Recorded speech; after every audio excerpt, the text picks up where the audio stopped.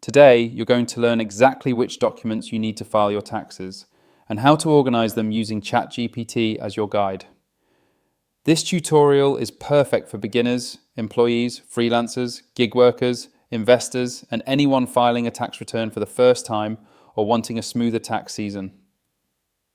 Before you start gathering documents, think about all your income sources: employment, self-employment, investments, rental properties, or side hustles.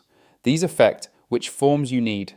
Begin with this simple overview prompt. Create a checklist of all tax documents I need based on my income sources. Here are my details. Insert income types. This gives you a personalized list so you don't miss anything. Next, identify employment forms using list the documents I need if I earned wages as an employee. You'll get items like W-2 forms, pay summaries, and benefits documents. If you are self-employed or have a side hustle, enter, tell me the documents I need for self-employment or side hustle income and expenses. This includes income totals, receipts, mileage logs, and 1099 forms. For investments, use, create a list of documents I need for stocks, dividends, interest, and crypto. This covers 1099B, 1099 DIV, 1099 INT, staking records, and capital gains summaries.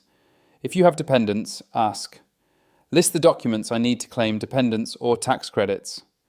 Before filing, double check with, review my list and tell me if I am missing any important tax documents. Finally, create a yearly system using, create a simple routine to keep my tax documents organized for next year. And that's it. Once you know exactly what to gather, tax season becomes far less stressful. Use ChatGPT at the beginning to build your checklist and at the end to verify it's complete. Comment down below the topics or challenges you want help with so I can show you the right prompts to get the most out of ChatGPT.